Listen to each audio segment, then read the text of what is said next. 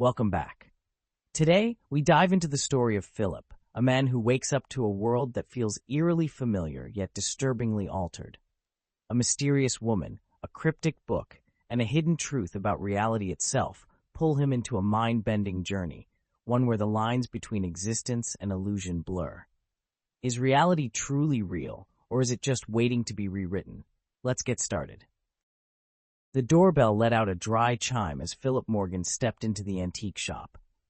The air inside was unnaturally still, the dim amber light casting long, flickering shadows over forgotten relics of time. The scent of aged wood mingled with the faint mustiness of decaying paper, creating an atmosphere that felt displaced, as if this place existed just beyond the edges of reality. Philip wasn't the kind of person who frequented shops like this. A reclusive programming prodigy, he spent most of his days confined within the walls of his apartment, surrounded by glowing monitors and endless lines of code.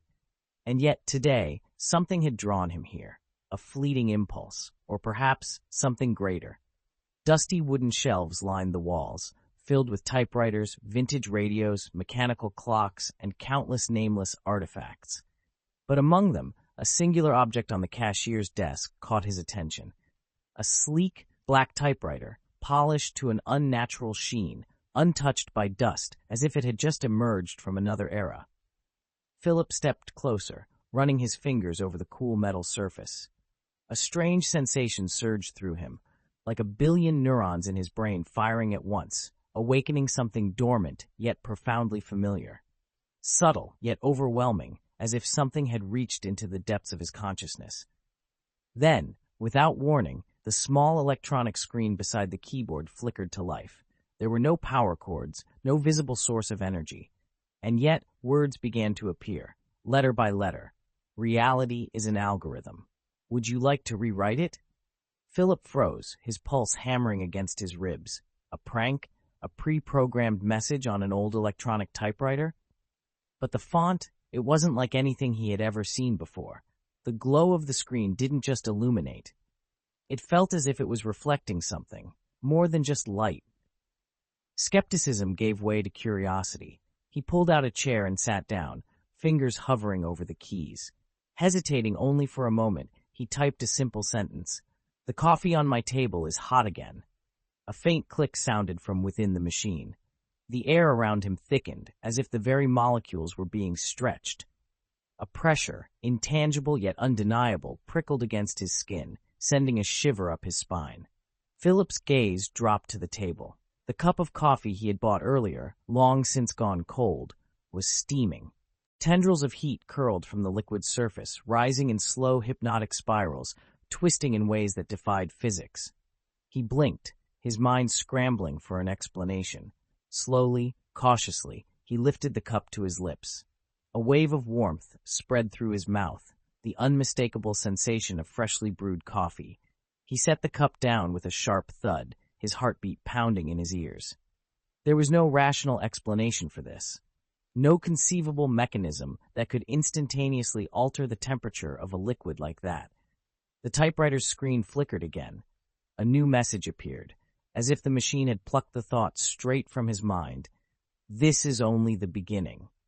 Philip swallowed hard, the weight of an unseen threshold pressing against him. He had stepped through a door, one he could no longer unsee. And then a voice spoke from behind him. Cold, commanding. "I suggest you stop before it's too late." Philip spun around, his breath hitching. A woman stood there, her silver eyes glowing faintly in the dim light. She looked human, but there was something off, as if she didn't entirely belong to this world. And somehow, Philip knew, this was no ordinary encounter. Philip startled, spinning around. The woman stood in the narrow aisle of the shop, as if she had materialized from thin air. She was tall, poised, her long black hair cascading over her shoulders like liquid ink. But it was her eyes that froze him in place, luminous silver, cold and depthless, as though they contained an entire midnight sky within them. She did not blink, did not move. She simply stared at him with an unreadable expression. "I suggest you stop before it's too late." Her voice didn't carry through the air in the usual way. It struck his mind directly, a ripple of presence that felt unreal, almost as if the words had already existed inside his head before she spoke them aloud. Phillip swallowed hard. His pulse pounded, but his programmer's mind remained sharp. A part of him wanted to step back. But another part, the same reckless curiosity that had compelled him to touch the typewriter in the first place, urged him forward. "Who are you?" he asked, his voice slightly hoarse. The woman did not answer right away. Her gaze flickered to the typewriter, a sharp glint flashing in her eyes like a blade catching the light. Then, slowly, she lifted her head and met his stare. "I am Seraphine," she said, "guardian of reality." Phillip frowned. "Guardian of reality? What the hell was that supposed to mean?" Before he could press further, Seraphine stepped forward, her hand pointing toward the typewriter. "You shouldn't have touched it. This thing was never meant to exist." Phillip scoffed, masking his unease with a smirk. "Really? Looks like an old typewriter to me." Seraphine's expression remained unreadable. "If that were true," she said, "then why did it just rewrite reality?" Phillip stiffened. She was right. There was no logical explanation for what had just happened. "What is it?" he asked. Seraphine inhaled, as if weighing her next words. Then, exhaling slowly, she answered, "A tool of the reality shapers." The name rang through Phillip's mind like an echo of something he had never heard before. Ancient, enigmatic, yet undeniably real. Seraphine continued, her voice measured but laced with something deeper, caution, perhaps, or regret. "Once, there was a secret order, those who sought to manipulate the very fabric of existence. They refused to accept reality as it was. They rewrote, erased, reconstructed, like a programmer debugging the source code of the universe itself. They believed they could improve everything." A chill crawled up Phillip's spine. His eyes dropped to the typewriter, its silent keys waiting expectantly for the next command. "And where are they now?" he asked. Seraphine fell silent. After a long pause, she spoke. "Erased." Phillip narrowed his eyes. "What do you mean?" Seraphine tilted her head slightly. "Who do you think erased them?" The air in the shop grew heavier, thick with something unspoken. Phillip swallowed. "You?" Seraphine neither confirmed nor denied it, but the look in her eyes was warning enough. "Now put it down," she said, stepping closer. "Walk away. Forget what you saw." Phillip looked at the machine. A part of him knew he should listen, but another part, the part that had always craved discovery, the part that whispered what if, that part reached out. His fingers brushed the keys.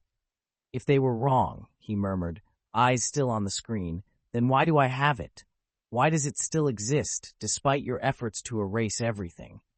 Seraphine went completely still. Phillip pressed on. "Maybe I'm not one of them. Maybe I don't want to rewrite the world. But if I can change small things, a cup of coffee, a storm, a mistake, why shouldn't I?" Seraphine studied him for a long moment. Then finally she sighed. "The question isn't whether you can or should." She stepped forward, lowering herself until she was at eye level with him. Then, ever so lightly, she pressed a single fingertip against the enter key. Her silver eyes gleamed. "The question is," she murmured, "once you start, can you ever stop?" Phillip sat before the typewriter, his apartment bathed in the dim glow of his computer screen. The machine seemed to radiate an invisible force, making the air around it shimmer like a desert mirage. He rested his finger on the enter key, but didn't press it yet. Seraphine had left right after her final warning, vanishing as mysteriously as she had appeared. Now it was just him, and the choice laid out before him. The temptation was impossible to ignore. He wasn't reckless. He understood the dangers of wielding such power. But deep inside, curiosity gnawed at him. If he could alter reality, why not test it? His first experiment was simple. He typed, "Dinner in the fridge is steak," instead of instant noodles.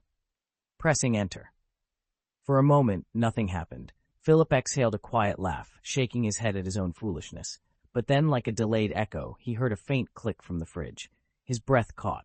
He stood, walked over, and pulled the door open. The cup of instant noodles he was certain had been there was gone.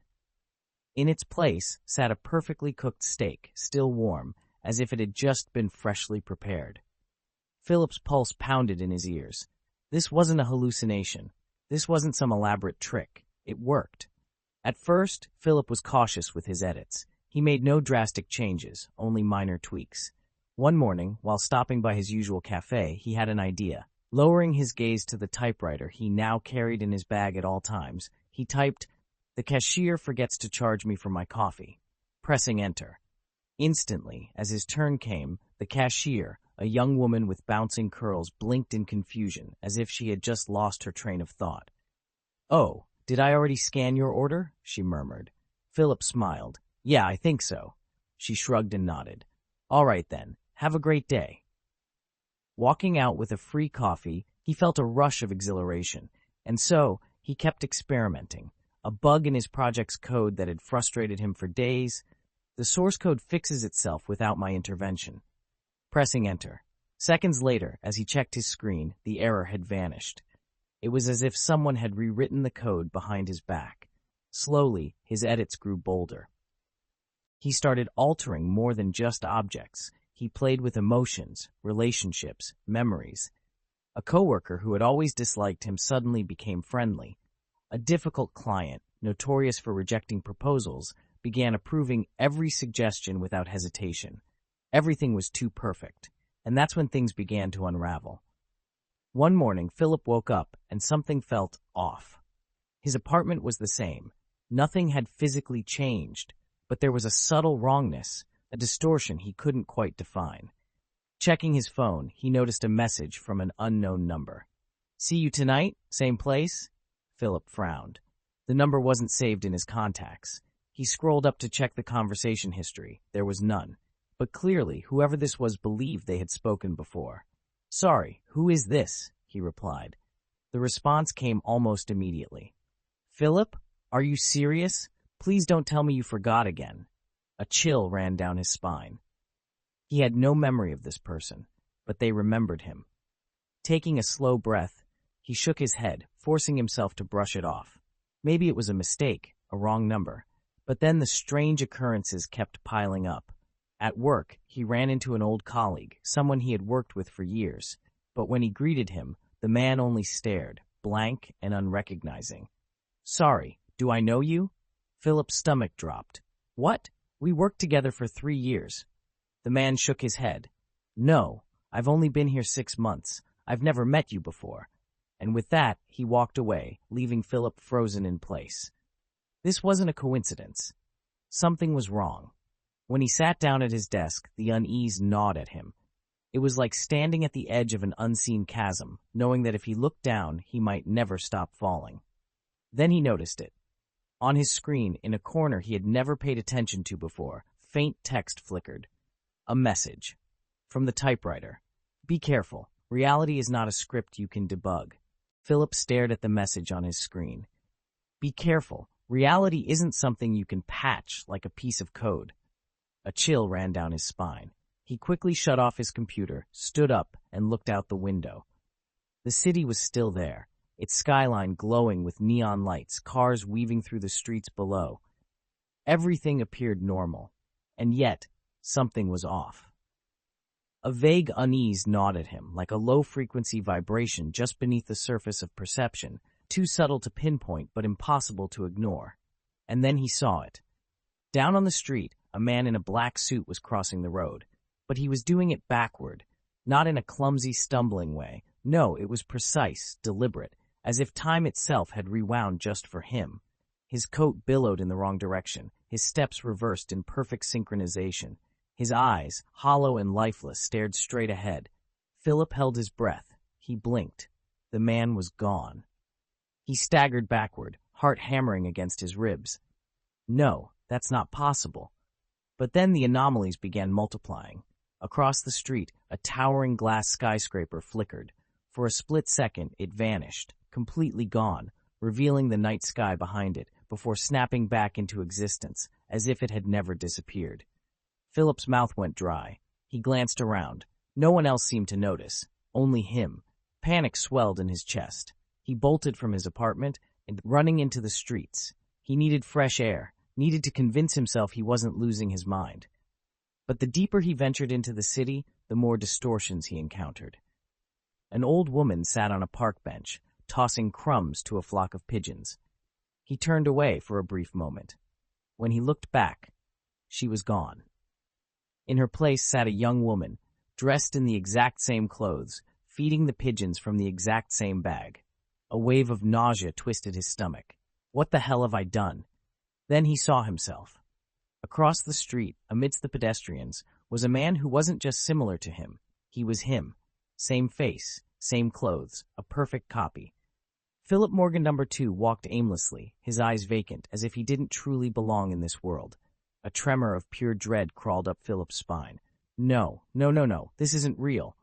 But reality was no longer playing by the old rules. Whoosh! A gust of wind slammed into him, sharp and unnatural, slicing through the air like a razor. The atmosphere rippled. Then a voice. "I warned you." Philip spun around. Seraphine stood before him, her silver eyes blazing in the darkness. But this time she wasn't calm. She stormed toward him, grabbed his collar, and yanked him close. "You broke the fabric of reality." Her voice was low, urgent, and now the hunters have caught our scent. Philip swallowed hard. "The hunters?" Seraphine's grip tightened. "Did you really think you could alter the world without consequences? The universe doesn't work that way. Every modification leaves a crack, and now the Watchers have noticed." "The Watchers?" Philip echoed, his own voice sounding distant, detached from his body. She released him, her eyes flashing with something between fury and fear. "They aren't human. They aren't AI. They are entities, formless, absolute, designed to preserve the integrity of existence itself. When reality fractures, they arrive to repair it." She took a slow, deliberate breath. "At any cost." Philip's stomach twisted. "At any cost?" Seraphine nodded. "If necessary, they will erase everything that has been altered, including you." Before Philip could react, the air around them shuddered. A low, resonating hum vibrated through the streets. The streetlights flickered violently, casting shadows that didn't align with their sources. Seraphine's head snapped up. "They're here." Space in front of them distorted, as if the very fabric of reality was being unraveled. Then they stepped through, 3 figures. They had no faces, no true forms, just voids in the shape of beings, as if someone had erased them from existence itself. Their bodies rippled with the absence of color, their edges flickering between presence and nothingness. But their eyes, 2 piercing, white voids, locked onto Philip. A cold, deathly presence swept over him. One of the entities spoke, not with a voice, but with a thought that stabbed directly into his mind. Reality has been compromised. Philip stumbled back, every instinct in his body screaming at him to run. The second figure tilted its head, observing him like an insect under glass. Anomalous entity detected, initiating correction. Seraphine's hand shot up. A circle of light flared to life around her. "Run, Philip," she shouted. But Philip couldn't move. One of the Watchers raised a hand. No, not a hand. A tear in existence itself, reaching toward him. The air fractured around him, and then reality collapsed. Philip felt gravity twist and invert, the world around him spiraling into a vortex of distortion. The cityscape stretched and smeared, as if its colors were bleeding across an unfinished painting. Beside him, Seraphine raised a hand, strange symbols igniting around her like a luminous barrier. "Hold on to me," she shouted. With no other choice, Philip grasped her wrist, and then they fell. Not in the way a body falls to the ground, but as if they had been yanked out of reality's fabric, slipping between the seams of existence itself. Air vanished, light vanished, even sound disintegrated into oblivion. Philip came to, his senses reeling as though he'd been shattered and pieced back together. He found himself lying on an impossibly smooth surface, staring up at a sky, if it could even be called that. It was an expanse of empty gray, devoid of stars, devoid of a moon, devoid of anything that might suggest the passage of time. Seraphine stood nearby, her posture tense, her gaze sharp. "Where are we?" Philip whispered. She lifted a hand and traced a glowing sigil in the air. The symbols pulsed, shifting like ripples across an unseen surface. "We're in a fold of reality," she murmured. "A gap between the laws of physics." Philip frowned. "A gap? This place has no time, no cause and effect, no past or future." Her eyes flickered around their surroundings, calculating. But we're not safe. The Watchers can trace our trail. A shiver ran down Philip's spine. Then, what do we do? Seraphine inhaled sharply. We need to find shelter, a place that doesn't belong to any reality. She etched another pattern into the air. A doorway appeared, not a solid structure, but a jagged tear in the fabric of space itself, spilling strange, shifting light from within. Come on. The cafe that doesn't exist. They stepped through the threshold, and the world snapped back into place with a rush of sound. The murmur of conversation, the soft clink of glasses, a jazz tune drifting lazily through the air. Philip blinked in disbelief. They were in a cafe. Wooden tables sat neatly arranged under the warm glow of hanging lamps. Clocks lined the walls, each displaying a different hour, 5:23 a.m., 12:47 p.m., 9:15 p.m. Some ticked backward. Others remained frozen in place. But the strangest thing wasn't the decor. It was the patrons. Scattered throughout the cafe were people whose faces tugged at Philip's memory, faces he felt he should recognize, yet couldn't quite place. A man in a World War II uniform, bearing the insignia of a nation that had never existed. A young woman in an 18th century gown, her features eerily identical to a historical queen whose name had never graced any history book. Seraphine guided him to a table near the window. "Welcome," she said, her voice softer now, "to the cafe that doesn't exist." Philip narrowed his eyes. "The what?" She gestured toward the bar, where a man stood polishing a glass with slow, deliberate movements.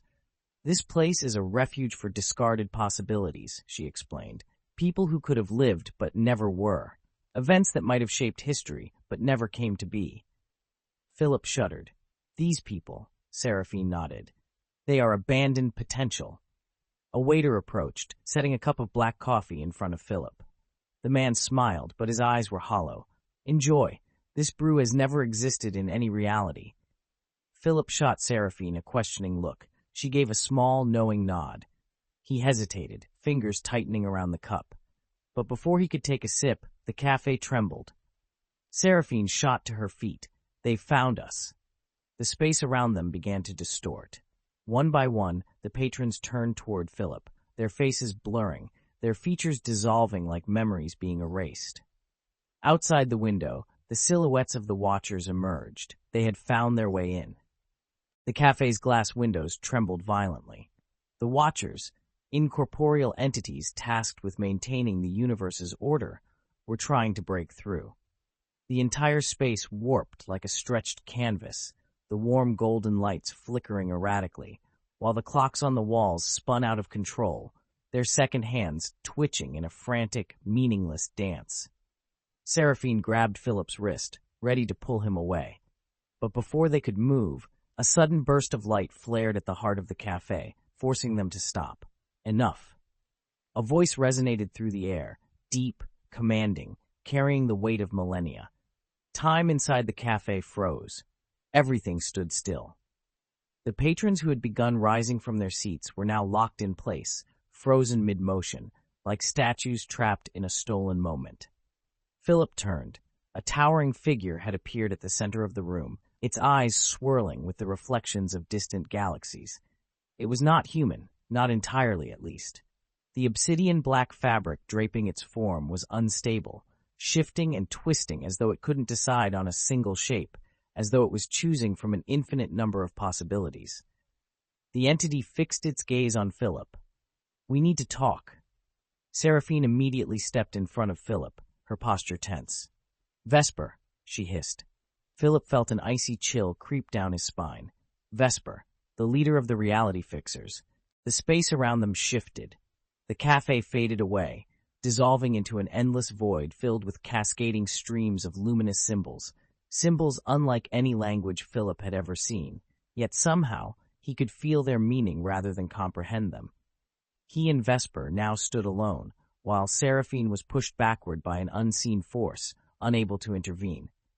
"You have caused a fracture," Vesper said, his voice devoid of emotion, yet carrying an authority that felt absolute. "But in doing so, you have also given me a reason to seek you out." Philip swallowed hard. What are you?" Vesper raised a hand, and before Philip's eyes, an array of visions unfolded, entire worlds being forged and undone, parallel timelines weaving and unraveling, universes that had never been allowed to exist. "We are the ones who built this reality," Vesper said. "We are the reality fixers. And now I offer you a choice." Philip felt his chest tighten. "A choice?" Vesper stepped closer.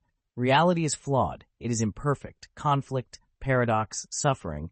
These are the consequences of a system that has long outlived its purpose." Philip frowned. "You mean? We can rewrite it." The void around them shifted again. A model of Earth materialized before Philip, but it was not the world he knew. There were no wars, no disease, no chaos. Towering, pristine cities stretched beneath an immaculate sky, and humanity existed in perfect harmony. Vesper extended a hand toward Philip. "Help us. Use the typewriter to craft a reality without suffering, a world where everything is exactly as it should be." Philip stared at the vision before him, a world without war, without tragedy, a place where nothing ever went wrong. "And if I refuse?" The vision faded. Vesper's gaze remained locked onto him. "If you refuse, reality will repair itself, but the cost will be your memories. You will forget Seraphine. You will forget the reality fixers. You will forget everything you have uncovered." Seraphine, finally regaining control, stepped forward. "Philip, don't listen to him. The reality fixers are not benevolent gods. They don't want to save the world. They want to control it." Vesper did not take his eyes off Philip. "Think carefully, Philip Morgan. This is not just your decision. It is the decision of an entire reality." The space around them grew impossibly still. Philip clenched his fists. What would he do? The space around Philip trembled violently. Vesper's question echoed through his mind. Is a perfect reality truly the best reality? Philip stared at his own hands, the same hands that had once typed commands to reshape the world, that had rewritten even the smallest details of his own existence. And now, those very hands clutched the typewriter, the tool that could decide the fate of this reality. He drew in a deep breath, his gaze shifting between Vesper and Seraphine. "You know what you have to do," Seraphine said. Her voice was sharp, but beneath it, Philip could hear the tension, the unspoken fear. He turned to Vesper. "If I accept your offer, what happens to the people in this world?" Vesper did not blink. "They will no longer be who they are. They will become the perfected versions of themselves. No more mistakes, no more suffering."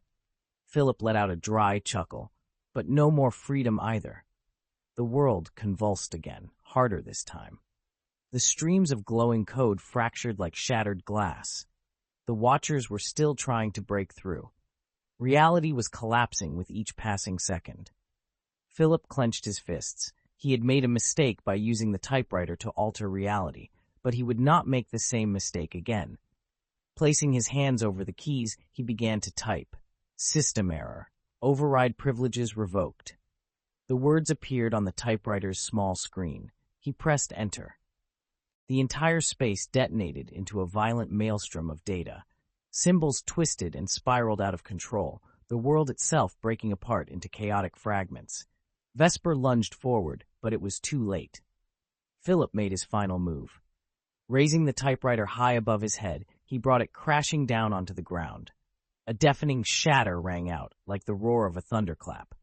For a brief fleeting moment, everything was still, and then reality collapsed. Like a pane of glass struck by an unstoppable force, the world fractured into countless shards. Vesper let out a guttural roar, his form distorting, his swirling eyes reflecting infinite, overlapping realities. "You have no idea what you've done. This system cannot be repaired." But Philip did not falter. He had not merely destroyed the typewriter. Before doing so, he had left behind a final line of code, a loophole within the very fabric of the universe. Seraphine lunged toward him, grabbing his arm just as the world unraveled into an endless void of light and shadow. Everything was consumed by darkness. Philip's eyes fluttered open. Where was he? The endless void of code was gone. The impossible cafe no longer existed. Instead, he stood in the middle of a city, New York. A bustling street stretched before him, the world moving as if nothing had ever changed. Pedestrians walked past, cars honked in the distance. Everything was normal, or at least it seemed that way. Then, a strange ripple pulsed through the air, an invisible tremor that passed through the very fabric of reality.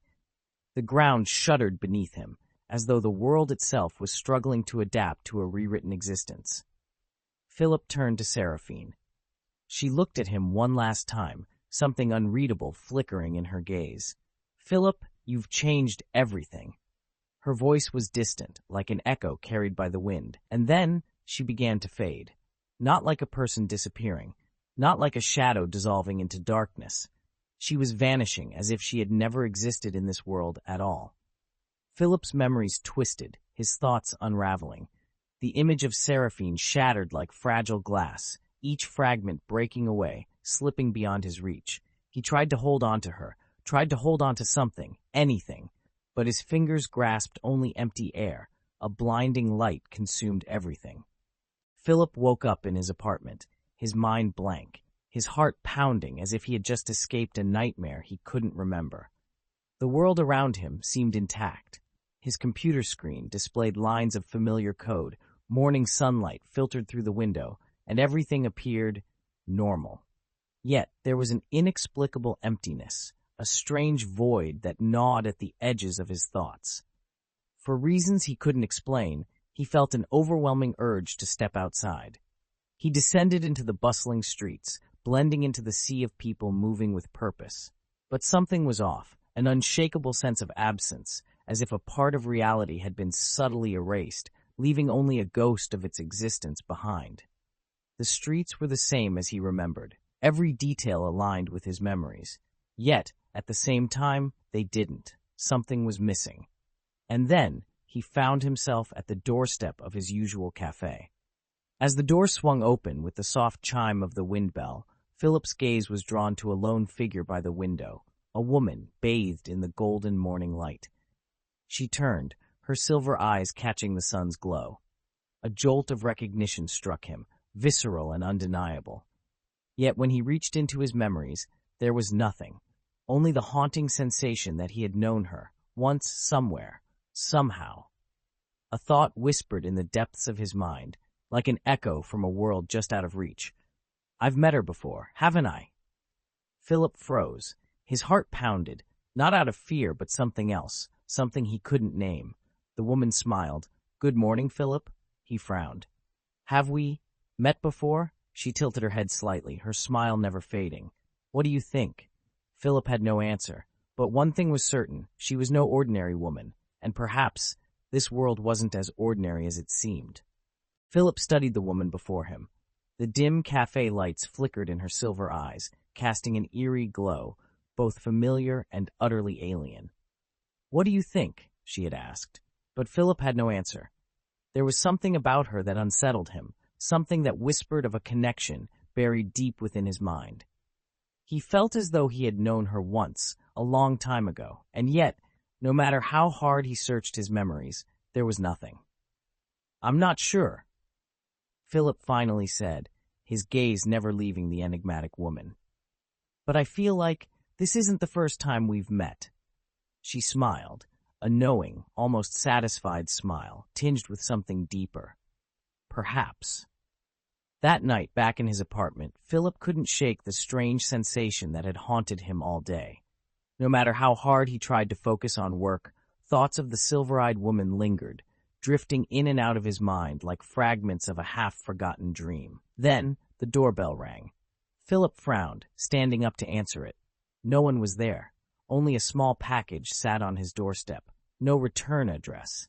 Phillip hesitated, then picked it up and carried it inside.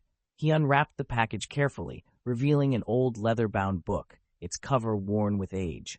The pages within were yellowed, their edges frayed. It wasn't a printed book, but handwritten, every word etched in uneven strokes, as though written in a great hurry. He turned to the first page. The moment his eyes landed on the words scrawled across the paper, his breath caught in his throat. "Reality is an algorithm. Do you want to rewrite it?" Phillip's pulse quickened.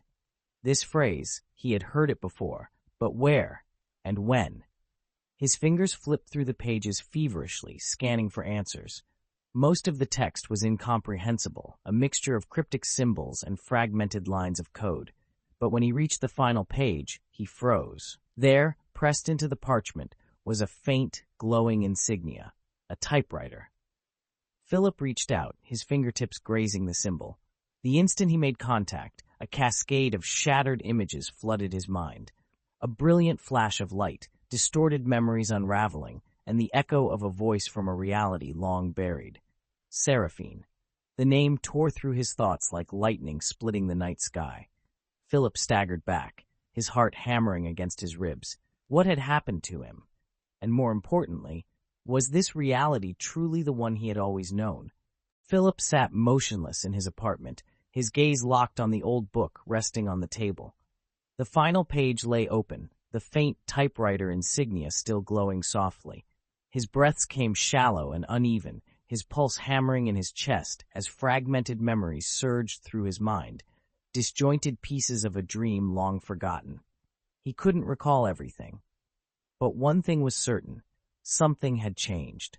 The lights in his apartment flickered erratically, as if reality itself trembled.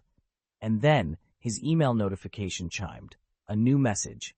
No sender, only a cryptic subject line. You never destroyed the typewriter. It only changed form. A chill crept down Philip's spine. His hands trembled slightly as he clicked the message open. Inside, there was no greeting, no signature, just a single paragraph. We have always been watching. The machine never vanished. It merely changed its shape, and reality is still waiting for someone to continue writing. Philip exhaled sharply, steadying himself. But before he could process the words, a knock echoed through the room. His breath caught. Slowly, he turned toward the door.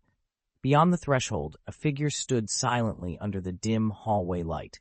Philip moved cautiously, every step deliberate, and pulled the door open. Seraphine. But she was different this time. No longer a spectral presence lingering at the edges of his fractured memories. Now, she was real. Flesh and blood. Her silver eyes still shimmered with that otherworldly glow, but now they belonged to a body that existed in this world. She said nothing. Instead, she extended a black envelope toward him. Philip hesitated, then reached out and took it. But before he could break the seal, she turned and walked away, vanishing into the night like a phantom that had never been there. His fingers tightened around the envelope. Inside, there was only a single slip of paper. 5 words. The new door has opened. In another plane of reality, far beyond Philip's world, in a separate existence, or perhaps in the folds between realities, Vesper stood before an enormous machine. A ghostly blue glow flickered across the screen, casting shifting patterns of light across his face. Before him, lines of data pulsed, incomplete fragments of a sequence still waiting to be finished. Philip's memories. Vesper smiled. The game is only beginning. The screen flashed. A new command appeared, typed by unseen hands. Do you wish to rewrite reality? Vesper reached forward, his fingers hovering for only a moment before pressing a key. And then, reality shifted once more. An ending, or a new beginning? Philip had no idea that somewhere beyond the boundaries of his world, his story was far from over.